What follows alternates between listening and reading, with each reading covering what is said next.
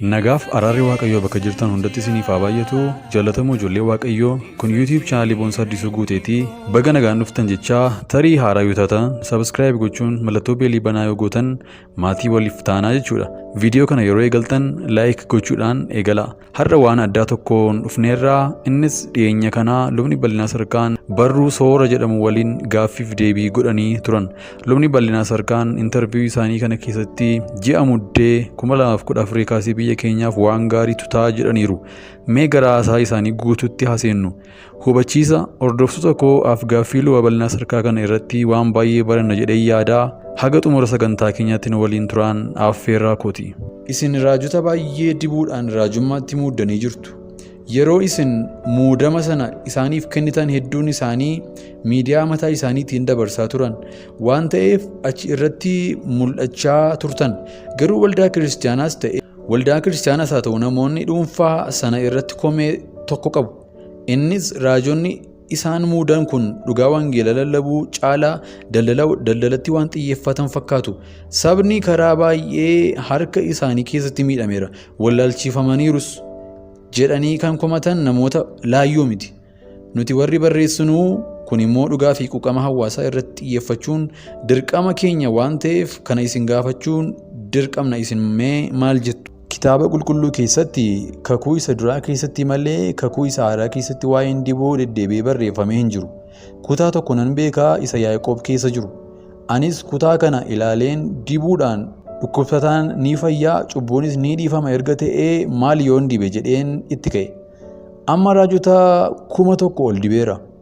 Akkuma ati jette immoo ani yeroon dibuu kan isa hattuu, isa qarshii barbaadu, isa sobuu fi kan kana fakkaatan jedhee adda baaseen hin dibne. Kanan dibee mana Waaqayyoo keessaa waan inni dhaabbatee fi waan inni saba Waaqayyoo walitti qabeef qofa ture. Waaqayyoos wantoota gurguddoo 4 sababii ani ijoollee sana dibuu qabuuf natti agarsiisee ture. Tokkoffaan dargaggoota achi keessa jiran, lammaffaan hafuurota hamoota ba'anii sabni bilisa ba'u, sadaffaan namoota danuu bakka sanatti gooftaa Yesuusiin fayyisaa lubbuu isaanii godhanii fudhatan, afuraffaan saba gatamee eegduun isa barbaachisuudha. Kanaaf kana argee ka'een dibuu jalqabe. Waa'ee raajotaa fi ergamootaa immoo warran dibee nan barsiisa. Efesoon 4 irra ergaan jiru immoo utubaa waldaati. Isaanis waan 5. Isaan kana 5 ala waldaan kiristaanaa waldaa taatee dhaabbachuu tasumaa hin dandeessu. 1 tiksee, 2 abbaa wangeelaa, 3 barsiisaa, 4 raajii fi inni 5ffaan ergamaadha jedha.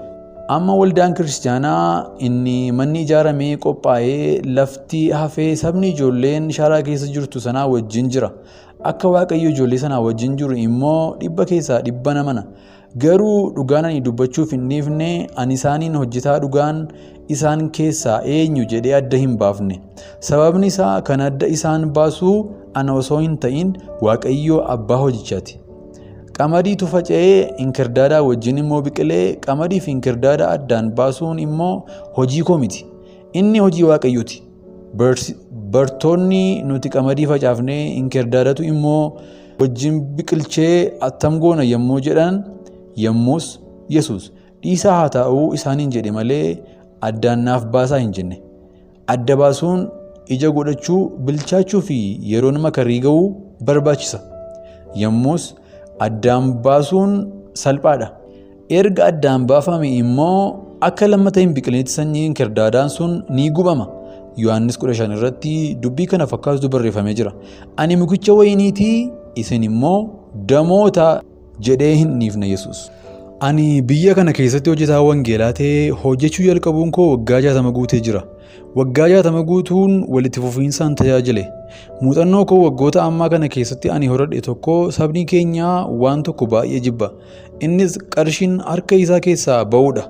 Inni kun immoo hangafa jireenyaa keenyaa nuti ittiin beekamnudha. Eenyuunis gaafadhu sabni biyya keenyaa qarshii of harkaa baasuu jibba. Mana yaalaa yoo deemee amma gaafatame kaffala. Waaqayyo immoo ogeessa ofii isaatiif qopheessee nuuf kennan isa immoo tuffatan. Inni lammaffaan immoo ijoolleen ani dibe kun guutummaan ishee ijoollee waldaa keessaa baatedha. Kan isheen baate immoo ari'amteeti. Kenna ayyaanaa isaan irra jiru kanaan osoo waldaa keessatti tajaajilanii waldaan guddatee ija godhata ture. Isaan kaan immoo iddoo gadhee garaagaraatii dhufan. Araada alkoolii fi ashiishii keessaa ba'anii dhufan. Waaqayyo immoo hin tuffanne ni dibe. Ani maqaan Yesuusidha dibuu iyyuu hin jaalladhu. Garuu an kanan dibu Waaqayyo dhukkubsadhee Ameerikaatti yaalamaa yemmuun ture ijoollee koonaaf dibda jedheetu natti dubbate. Dibuun maal akka ta'e iyyuu waan hin beekneef an harkubaan irra ka'anii kadhachuudha jedheen gara biyya kanaatti deebi'e. Yeroon galee mana ga'ee jedhu garuu ijoolleen dibe kana keessaa tokko sagantaa qopheessee akka deemnee dibnuuf namoota biroo wajjin na affeere. Anis dibuun kun maalinni jedheenii namuma sana gaafadhe. Raajiin sunis dibuun tokko kennaa dabarsuudha, 2 dammaqsuudha, 3 namoota hojiidhaaf adda baasuudha jedheetu qabxiilee kana sadanii natti hime. Akkamitti immoo dibu jedhee gaafannaan mataa irratti dhangalaasuu naan jedhe. Tolee, kun waldaa kiristaanaa fi geggeessitoota isheetiif ergaa guddaadha. Egaa akkuma biyyattiitti yeroon kun yeroo ulfaataa lolii fi oduun lolaa bakka hundumaatti dhaga'amaa jiruu fi sabni abdii kutannaatti jirudha. Mee isin isa kanaaf immoo waldaa kiristaanaa maal gochuu qabdi jettu? Yeroo ulfaataa akka ta'e nan beeka. Waaqayyoo anatti sabni kun qalbii jijjiirrachuu akka qabu, cimsee walii isaatiif kadhachuu akka qabu natti himeera. Yeroon kun yeroo baay'ee murteessaa fi akka dhuunfaattis akka sabaattis akka biyyaattis Waaqayyoon kadhachuudhaan dabarsuu qabnudha.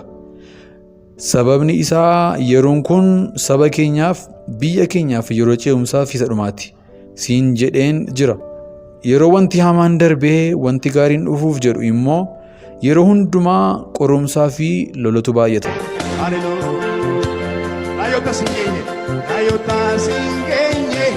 Gatiidhaan nuuf meerraa dhiiga nuuf lolee atsamiin daagannaa waan Yesuus nuuf ta'e barumaan yaadannaa. Sitnaaf waaqa sinnaaf waaqa sinnaaf waaqa sinnaaf waaqa Yesuus sinnaaf waaqa sinnaaf waaqa sinnaaf waaqa sinnaaf waaqa sinnaaf waaqa Yesuus sinnaaf waaqa sinnaaf waaqa waaqa biraa hin qabu saduu adoomee haleluyaa sinnaaf waaqa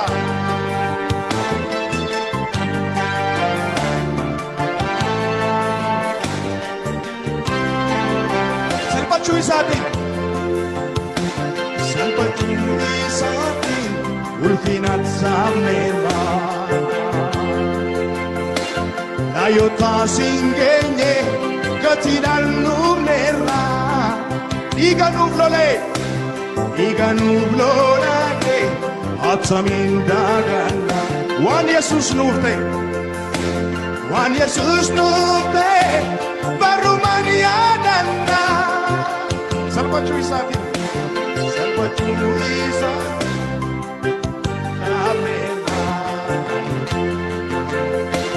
laayotaa siin geenye gatiidhaan nuuf neerra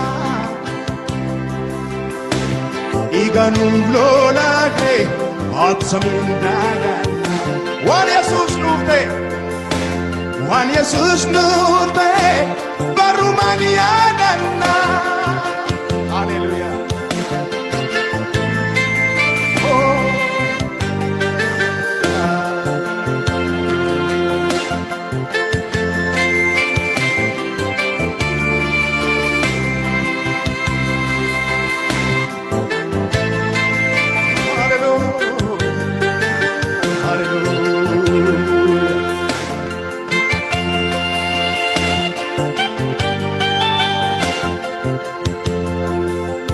Jaalalli kee hundaan oliite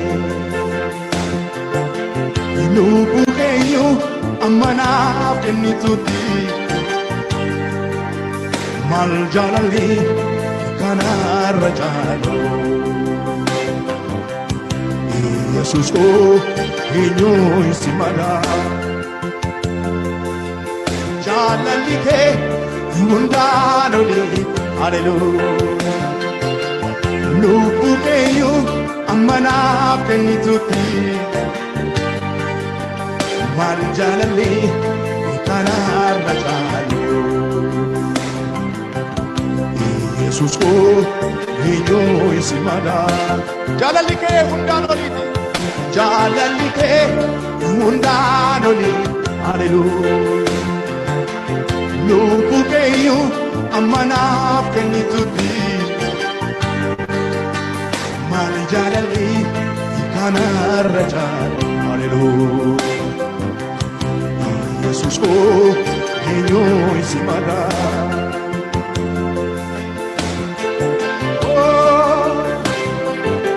Hallelujah. Oh, hallelujah. Hallelujah.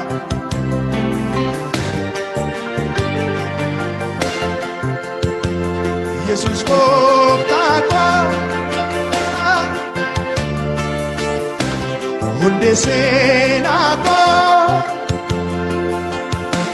sinan parede dagatera ko nila simbe ulfata bako Yoo yaashamaa akkam jirtu hordoftoota keenya kabajamoo chaanalii kanaaf haaraa yoo taatan sabskiraayib gochuu hin dagatinaa viidiyoowwan isin akka qaqqabaniif mallattoo bilbilaa kanaa banaa gochuu hin dagatinaa